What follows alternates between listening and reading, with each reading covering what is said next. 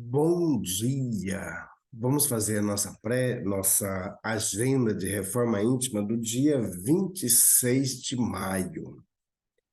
Reflexão e vivência em torno do Evangelho. Rejubilai nesse dia e exultai, que grande recompensa vos está reservada no céu, porquanto assim é que os pais deles trataram os profetas. Lucas 6, 23. Meta do mês: combate à mágoa e ao rancor. Desculpemos quantas vezes se fizerem necessárias, cada dia exercitando-nos para o verdadeiro perdão. André Luiz, no livro Respostas da Vida. Meta do dia: alguém nos injuria? Suportar com mais paciência. Emmanuel, no livro Coragem. Sugestão para a sua prece diária. Prece rogando a Deus o combate à mágoa e ao rancor. Elevemos os nossos pensamentos, os nossos sentimentos a Deus, nosso Pai. E queremos, nesse instante, pedir a Jesus que nos traga a paciência, que nos traga a tolerância, que nos traga o amor. Que consigamos, Jesus, retirar do nosso coração, de nossos pensamentos, todos os sentimentos raivosos, sentimentos de intrigas, de mágoas, ressentimentos. Que o seu amor possa se instalar em todos nós.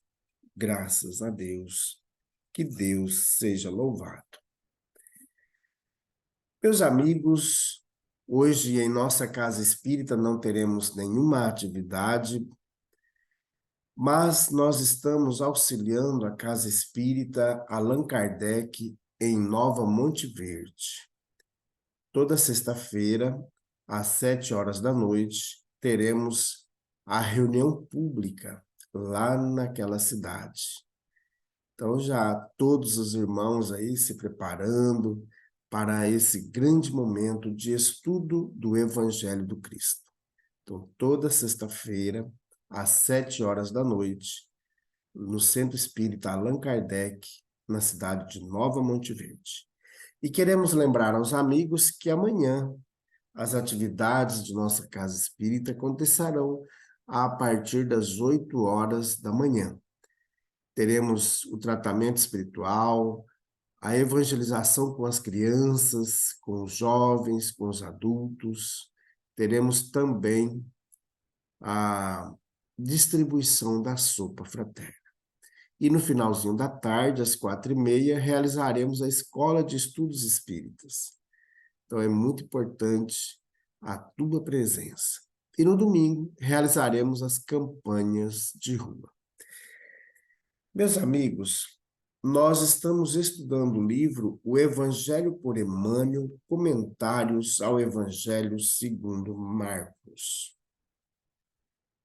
Diz-lhes: vinde vós mesmos para um lugar ermo, em particular, e descansai um pouco, pois eram muitos os que vinham e saíam, e nem para comer encontravam tempo oportuno. Marcos, capítulo 6, versículo 31. Lugar deserto. A exortação de Jesus aos companheiros reveste-se de singular importância para os discípulos do Evangelho em todos os tempos. Indispensável se torna aprender o caminho do lugar à parte, em que o mestre aguarda os aprendizes para o repouso construtivo em seu amor.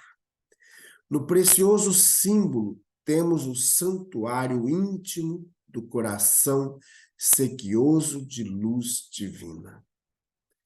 de modo algum se referia o Senhor tão somente à soledade dos sítios que favorecem a meditação, onde sempre encontramos sugestões vivas da natureza humana. Reportava-se à câmara silenciosa situada dentro de nós mesmos. Além disso, não podemos esquecer que o espírito sedento de união divina, desde o momento em que se imerge nas correntes do idealismo superior, passa a sentir-se desajustado, em profundo insulamento no mundo, embora servindo-o diariamente, consoante os indefectíveis desígnios do alto. No templo secreto da alma, o Cristo espera por nós, a fim de revigorar-nos as forças exaustas. Os homens iniciaram a procura do lugar deserto, recolhendo-se aos mosteiros ou às paisagens agrestes. Todavia, o ensinamento do Salvador não se fixa no mundo externo.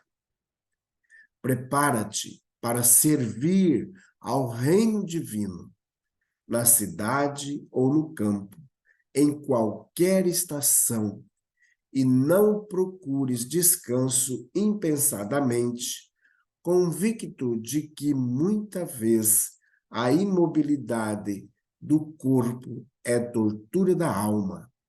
Antes de tudo, busca descobrir em ti mesmo o lugar à parte, onde repousarás em companhia do Mestre. Comunicação de Emmanuel, publicada no livro Pão Nosso, da editora FEB, capítulo 34. Meus amigos, qual que é o lugar à parte que nós devemos buscar auxílio? Esse lugar à parte é a gente descansar a bel prazer? Ou esse lugar à parte é o nosso íntimo, o nosso ser, em que nós vamos descansar com o Cristo? E esse descansar com o Cristo não é ficar sem fazer nada.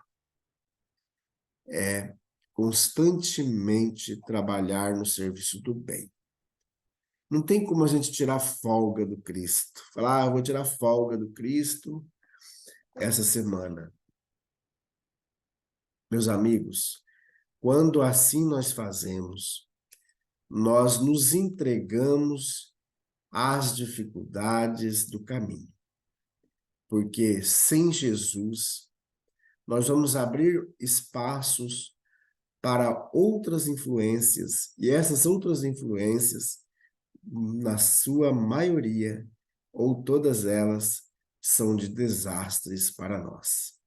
Porque sem Jesus nós não chegaremos a lugar nenhum. Então, é muito importante nós termos em mente que a nossa conduta, ela deve ser centrada no Evangelho de nosso Senhor. Mesmo se nós fizermos parte de qualquer instituição, sejam pública ou privada, devemos sempre nos perguntar, como está lá no Evangelho segundo o Espiritismo, no capítulo 28, quando a gente vai fazer a prece para pedir conselho. Há 3 perguntinhas. E a última perguntinha diz assim: o que você vai fazer para os outros? Você gostaria que fosse feito para você?